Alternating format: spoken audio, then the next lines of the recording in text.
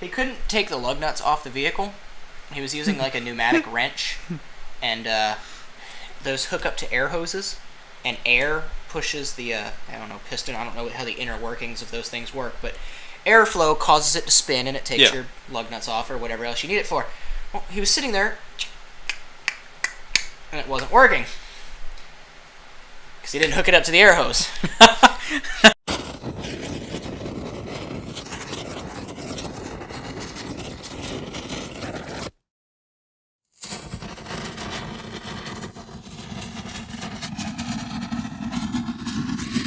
Welcome, one and all, to the next exciting episode of Why Do I Work Here? Once again, I'm Almost Apple, and I think I'm joined by... Dusty Novels. Physically, maybe not mentally. Once again, Two Stories. Felt his AWOL today. Again. If you watched the last episode, again. 2 episodes, no felt. I like it. My story is going to be called That's Not How Any of This Works. And I would love to title my story, but there's a little bit of twist on this one. I'm not going to title this one. Not yet. Okay, M. Night Shyamalan. That's an insult to hell. Thank you for that. You're welcome. I guess I'm taking it upon myself to go first. Unless you want to start this episode off on just like super depressing shit, then yeah. You definitely need to take this first. All right. My story is actually not from my restaurant job. It was from the brief stint. Hey, it works though. For the brief period of time I worked in a garage. How long did you? It was just a few months though, right? A couple months. Whenever I was a service writer, I worked there for 5 weeks. Whenever I did like shop maintenance and I did oil changes, I worked there the entire time I worked at Sonic. But I worked at Sonic for... You worked at about 6... 5 was months? it 5 or 6 months? 4 to 6 months I worked at Sonic. Around that time. But you also did like I got fired from McDonald's in February. And then I got the job at Sonic almost immediately after. And after like 2 weeks I wasn't making enough money. So Mike at Complete gave me a job there. Why did you get fired from McDonald's? I cussed out my manager. That'll do it. Yeah, that was good. That was a good time in life right there. Sonic wasn't though for him. I think like 3 weeks after I got the job at Sonic, I started at Complete, and I worked both all the way up until... But you also did like odd jobs here and there though, right?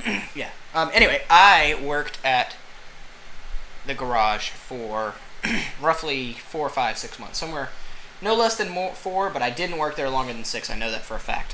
What I did is I swept detailed cars, washed cars, vacuumed them out, made sure the shop was clean.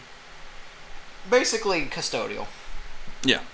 I would occasionally, when absolutely needed, help do oil changes and tire rotations and stuff like that. One day I was sweeping up the shop. It was super slow. And they had just hired this new ace mechanic. And I use the word ace very loosely. He was doing a few oil changes and things.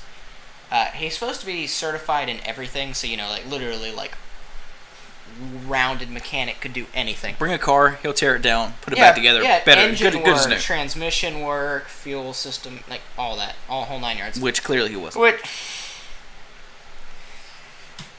Maybe this, keep in mind, all of this happened on his first day. Sorry, I don't know what happened yet, but... Second day? No, there wasn't a second day. Well, there was a first week, actually, and that was because he had to pay for what he did.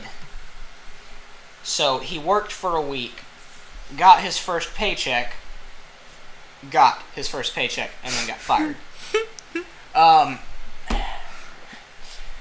The first car he did an oil change on, he put the wrong oil filter on it. Good man. So somebody else had to go back behind him and fix that. The second car, he could not figure out, and this should have been the clue right there, that either he was on some hardcore drugs or he just had no idea what he was doing. He couldn't take the lug nuts off the vehicle. He was using like a pneumatic wrench, and those hook up to air hoses, and air pushes the, piston. I don't know how the inner workings of those things work, but airflow causes it to spin, and it takes your lug nuts off or whatever else you need it for. Well, he was sitting there, and it wasn't working because he didn't hook it up to the air hose. Wait. I'm sorry. So this is focused on. Is this a story of why he asked, "Why do I work here?" Or did it spill I onto asked, you? why do I work here? Because of what I saw that day. All right. Nothing directly happened to me bad this day, but this is just like You just the kind of witnessed this day and where was you're just just like, wow, why do I deal with this? Why is this some stuff I do?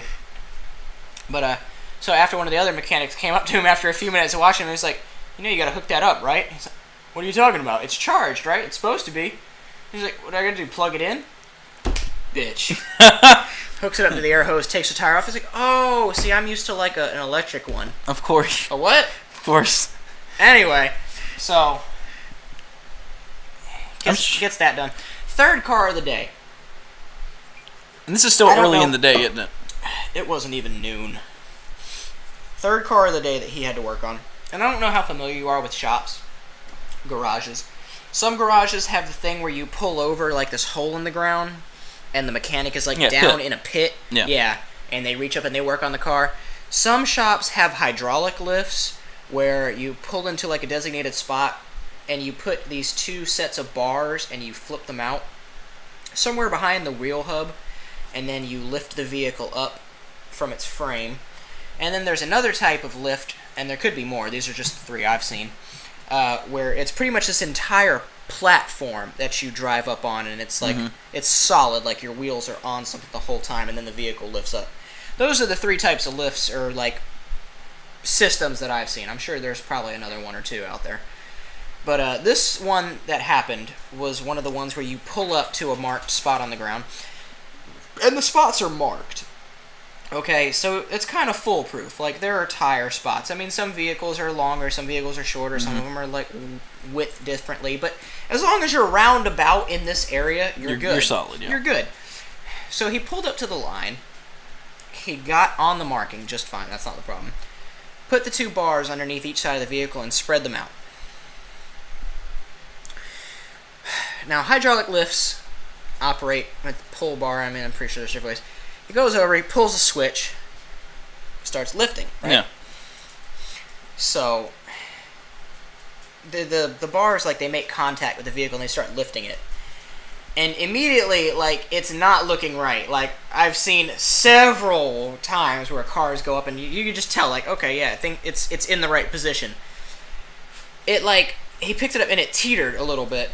It's like, that's not right. And I was like, maybe, what the hell do I know? I sweep floors. It kept going, and I'm like, alright, whatever. Go back to sweeping floors. Next thing I know, I hear, boom! And I just, like, stopped. And I had the shit scared out of me, really. Like, I jumped and I turned around.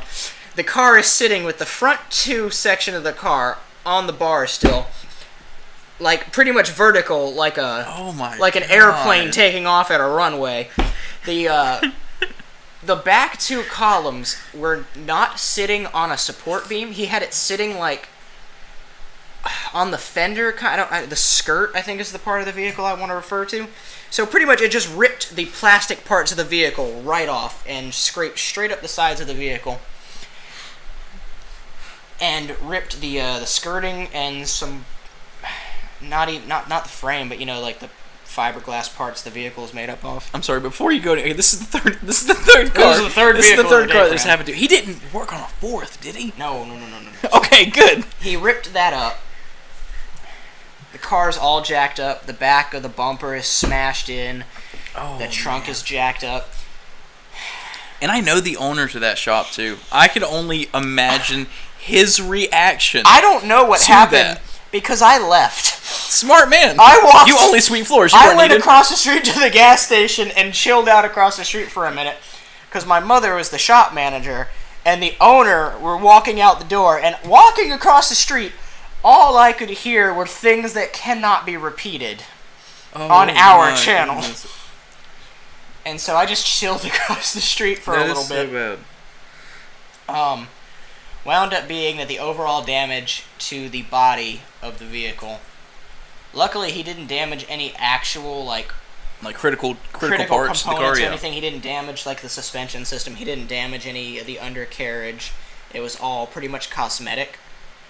and the frame didn't bend whenever it hit the ground, so he got lucky. He had to buy a new rear bumper. The trunk. I was going to ask how that was going to work. Latch, not latch, but the trunk got bent up. He had to replace like the clips in the rear, and he had to replace one of the doors. So was he paid just enough money from that job to repair all that, then left? Or, I'm sorry, was let go. Well, or the rest of fired the in week, this case. he worked doing my job, and I actually got to have the rest of the week off. So I was kind of mad about that. Well, I mean, that's the rest of the week he spent sweeping floors and washing cars. After you drop a car, yeah. I don't know what his paycheck was, but I know that he had to come back and pay. So what was the reaction? What was the reaction from the owner of the car, not the shop? Oh, the owner was pissed. Well, he/she has every right to be pissed. But they, in the end, probably were happy. Well, yeah, because they got new parts to their car. I mean, obviously the insurance company got involved in everything, but the initial repair that the vehicle came there for, completely taken care of, did not pay. Was labor, not why the car went in there in the first place. The second time, was it free? What do you mean? Whenever the car was brought in there to be repaired from what the dude just did to the car. Oh, it never left. It just stayed in Okay, they let it back down, and they kept it in that bay. The insurance company came and looked at it. They didn't even move it. The insurance company came and looked at it, said what they were going to do. My boss completely paid out of pocket for the full repair of the vehicle, and then fixed his car for free, which it was something to do with something was wrong with his rear. His rear wheel assembly. There was something wrong with all that. I imagine that's fixed and some. That was fixed and then some, yeah. And I know that guy gets a lifetime discount now because whenever I was a service writer, I remember that guy coming back and doing business with him again. And I remember putting a 35% discount on his ticket. Your car was dropped. I remember you. I was sweeping the shop one day and that one guy, yeah. So that's a good way to remember someone.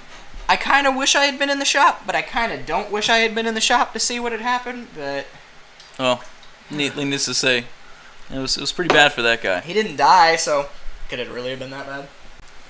I don't know. From this story actually goes back again to my first job, which is where a lot of my stories apparently come from. The job I currently work at, it sucks. Nothing it's happens. Worse. Somehow I don't have a lot of stories from it, but this one I do. And I'm pretty sure it's because of the amount of responsibilities I had as opposed to just driving. So whenever I would finish my day delivering meds... You throw your keys in dumpsters. Yes. According to the last story, I throw my keys in dumpsters every single day. I make it a tradition now. No, I didn't do that. Instead, at least I hope you don't believe I did that.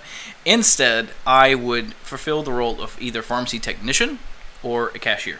Typically, it was cashier because you can only have so many pharmacy techs behind the counter at any given point, according to a law that was passed relatively recently. Well, I fulfilled that role as a cashier, and typically, I mean, it's fine. Someone comes up with an order, and yeah, things can go wrong. There are some stories we even have in our past episodes that show that things can go wrong just being a cashier. Many things can go wrong.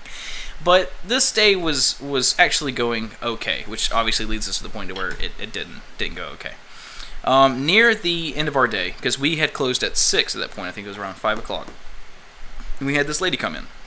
She's a regular customer of ours, and she was on a lot of medication. I'm talking about every time she got an order, it wasn't as simple as 3 or 4 different types of drugs. It was, and I say that just obviously pharmaceutically. This one causes your heart to beat.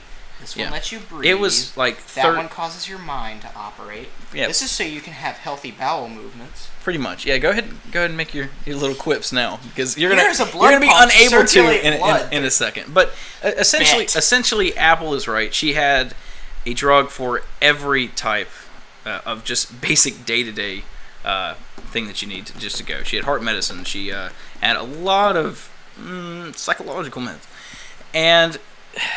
Is this the woman that always had like a different personality? The one that kept you at her house to talk about World of Warcraft? No, but she's a great customer, and I'll get onto that a different day.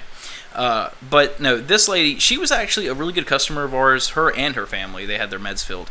But handling her was always, you had to be very, how can I say, delicate.